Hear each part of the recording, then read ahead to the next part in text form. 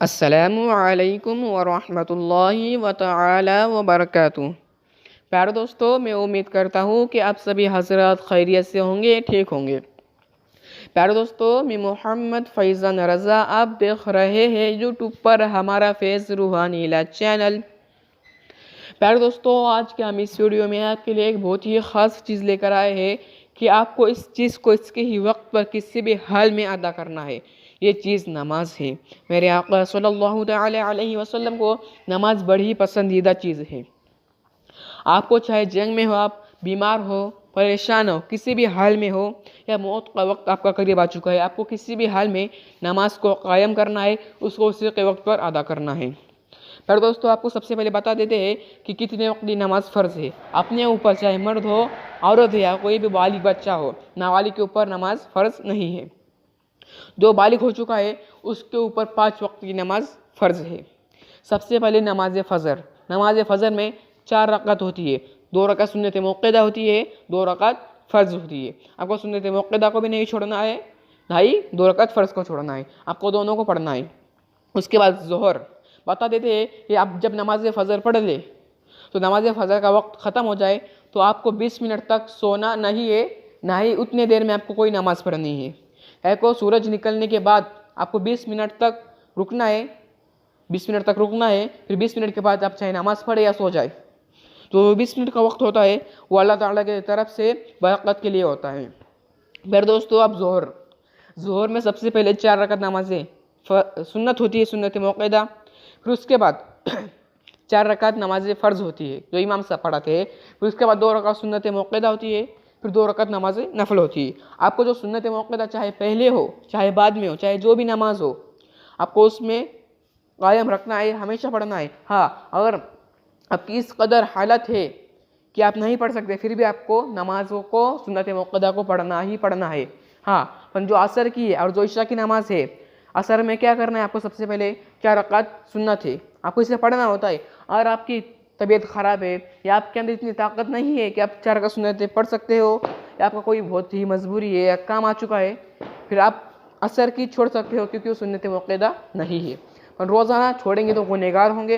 अगर खुदा ना खास्ता एक आध दिन छूट गया तो अल्लाह ताला से दुआ करें, अल्लाह ताला माफ़ कर दे। फिर जब 4 रकात सुन्नत हो जाए असर की, फिर उसके बाद जो इमाम साहब पढ़ाते हैं 4 रकात नमाज फ़र्ज़, आपको उसे पढ़ना है। उसके बाद असर से लेकर मगरिब के बीच जो भी दरमियानी वक्त होता है, उस वक्त में आपको ना ही कोई नमाज नहीं पढ़नी, चाहे नवाफिल हो, चाहे फ़र्ज़ हो या क़ज़ा हो, कोई भी नमाज आपको नहीं पढ़नी है। क्योंकि उतने देर में असर की जब नमाज हो जाए तो मना किया गया है कि असर से मगरिब के बीच में ऐसी कोई चीज़ ना करे जो नमाज से मिलती जुलती हो। और फिर दोस्तों, फिर जब असर की नमाज मुकम्मल हो जाए, फिर मगरिब का वक्त करीब आता है। जब सूरज डूब जाए तो मगरिब का वक्त शुरू हो जाता है। मगरिब में सबसे पहले 3 रकात नमाज फ़र्ज़ होती है, आपको जो इमाम साहब पढ़ाते हैं उनके पीछे पढ़ना है। फिर उसके बाद 2 रकात सुन्नत मुक्कदा होती है, आपको इसे पढ़ना होता है। फिर 2 रकात नमाज नफल होती है, आपको इसे पढ़ना होता है। ये मुकम्मल हो जाए, फिर जब मगरिब का वक्त ख़त्म हो जाता है, फिर ईशा का वक्त लग जाता है। फिर जब ईशा का वक्त आ जाए तो आप मस्जिद में जाए, वज़ू करें, 4 रकात नमाज सुन्नत पढ़े। ये सुन्नत मुक्कदा नहीं है, अगर पढ़ते हो तो सवाब है, नहीं पढ़ते हो तो गुनहगार नहीं। हाँ, अगर मजबूरी में करे तो, अगर जानबूझकर रोज़ाना छोड़े तो सख्त गुनहगार होंगे, तो करनी होंगी आपको। हाँ, अगर कोई मजबूरी है, खुदा ना खास्ता एक दिन छोड़ दिया, तो अल्लाह ताला से दुआ करे, अल्लाह ताला माफ़ कर दे। फिर उसके बाद 4 रकात नमाज़ें फ़र्ज़ होती है जो इमाम साहब पढ़ाते हैं। फिर उसके बाद 2 रकात नमाज सुन्नत पढ़े, सुन्नत मुक्कदा है। फिर उसके बाद 2 रकात नमाज नफल पढ़े। फिर 3 रकात वित्र पढ़े। आपको वित्र की नमाज को ये वाजिब है, आपको किसी भी हाल में पढ़ना ही है। फिर उसके बाद 2 रकात नमाज नफल पढ़े। फिर जिस मस्जिद में सूरतुल मुल्क की तिलावत आप सुने, सूरतुल मुल्क सुनने की और पढ़ने की बहुत ही ज़्यादा फजीलत है।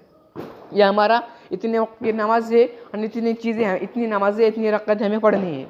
ये तमाम हो जाए तो आपको सबसे पहले बताते हैं नियत कैसी करनी है। आपको नियत क्या करनी है, बिस्मिल्लाहिर्रहमानिर्रहीम पढ़े। उसके बाद ये करें, नियत की मैंने जो रकात हमें फ़जर की बताता हूँ, नियत की मैंने 2 रकात नमाज फ़जर की सुन्नत वास्ते अल्लाह ताला के मुँह मेरा काबा शरीफ की तरफ अल्लाहु अकबर करके नियत बांध ले। तो आप जब नियत करें तो जो आपका हाथ है, हाथ को आपको नाफ के ऊपर रखना है, यानी जो जो गोल खड्डा होता है अपने पेट के ऊपर, आपको उसके ऊपर दोनों हाथ रखे। फिर उसके बाद जो आपके दोनों पैर होते हैं, दोनों पैर के बीच में फासला सिर्फ 4 से 8 उंगली का हो, उससे ज़्यादा ना हो। फिर आपको फिर उसके बाद क्या करना है, आपको सना पढ़नी है। सना सुब्हानक अल्लाहुम्मा व बिहम्दिका व तबारक अस्मुका व तआला जद्दुका व ला इलाहा गैरुक। सन हो जाए। फिर आप ये पढ़े अऊज़ु बिल्लाहि मिनश शैतानिर रजीम बिस्मिल्लाहिर रहमानिर रहीम। सना पढ़ने के बाद आपको इसको पढ़ना है, सना से पहले नहीं पढ़ना। फिर इसके बाद अल्हम्दुलिल्लाह पढ़े बिस्मिल्लाहिर रहमानिर रहीम अल्हम्दुलिल्लाहि रब्बिल आलमीन अर्रहमानिर रहीम मालिकि यौमिद्दीन इय्याका नअबुदु व इय्याका नस्तईन इहदिनस सिरातल मुस्तकीम सिरातल लज़ीना अनअमता अलैहिम गैरिल मग़दूबि अलैहिम वलद्दाल्लीन। फिर आपको आमीन जो कहना है ये मन में कहना है। फिर उसके बाद एक कोई भी सूरत मिला ली। मैं मिलाता हूँ बिस्मिल्लाहिर रहमानिर रहीम इन्ना अअतैनाकल कौसर फसल्लि लिरब्बिका वन्हर इन्ना शानिअका हुवल अबतर। आपको इस सूरत मिला ले, चाहे सूरतुल इखलास हो, सूरतुल मुज़म्मिल, आपको जो सूरत याद हो वो पढ़ ले। पर इतनी बात का ज़रूर ख्याल रखें कि आपने जो पहले पढ़ा है उसके बाद की सूरत पढ़नी है, उसकी पहले की सूरत आप नहीं पढ़ सकती। फिर आपको उसके बाद क्या करना है, रुकू करना है। आपको जैसे आप झुकते हो, जब घुटने के ऊपर आप हाथ रखते हो तो आपको क्या पढ़ना है वहाँ पर सुबहान रब्बियल अज़ीम। अगर सुबहान रब्बियल अज़ीम नहीं पढ़ते आ रहा है तो आप सुबहान रब्बियल करीम पढ़ें। अगर आप सुबहान रब्बियल अज़ीम पढ़ेंगे तो आपकी नमाज दुरुस्त नहीं है, आपकी नमाज नहीं होंगी। अगर आप सीख रहे हो तो अल्लाह ताला से दुआ करें कि अल्लाह ताला हमारी नमाज को कबूल करे। अगर आप सीख चुके हो, जानबूझकर ऐसा करते हो तो आपकी नमाज बिल्कुल कबूल नहीं होगी।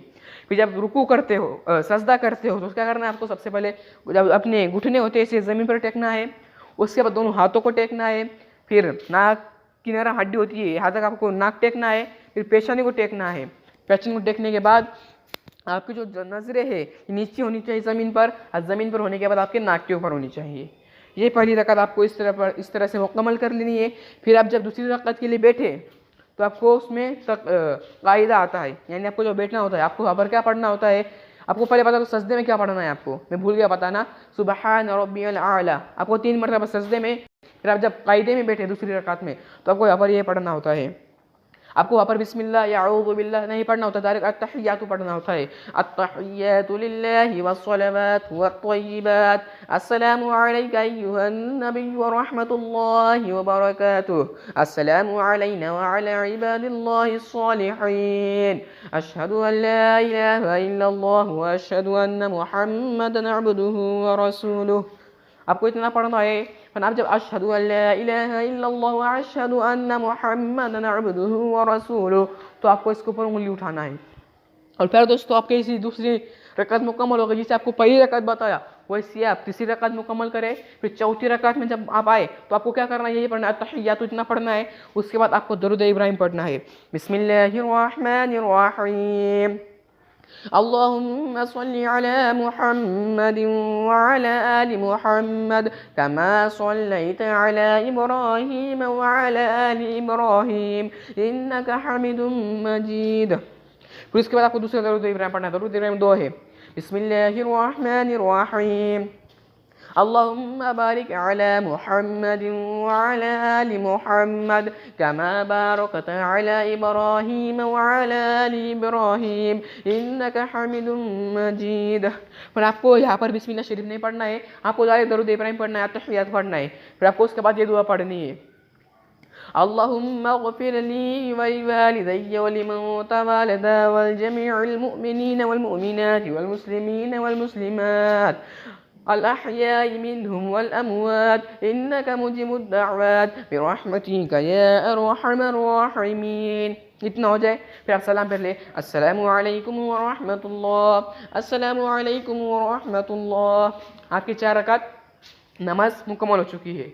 जैसे आपको बताया है ऐसे ही हर रकात में करना है। जैसे आपको कायदा पता है वैसे ही कायदा करना है। पर आपको कायदे में बिस्मिल्लाह शरीफ नहीं पढ़ना है, डायरेक्ट तहियात पढ़ना है, दरूद इब्राहिम पढ़ना है, फिर ये दुआ पढ़नी है। फिर दोस्तों ऐसी हमारी वीडियो हमेशा देखने के लिए हमारे फेस रूहानी इलाज चैनल को ज़रूर सब्सक्राइब करें। आपको हम फिर मिलेंगे अगली वीडियो में। अस्सलामु अलैकुम व रहमतुल्लाहि व तआला व बरकातुहू।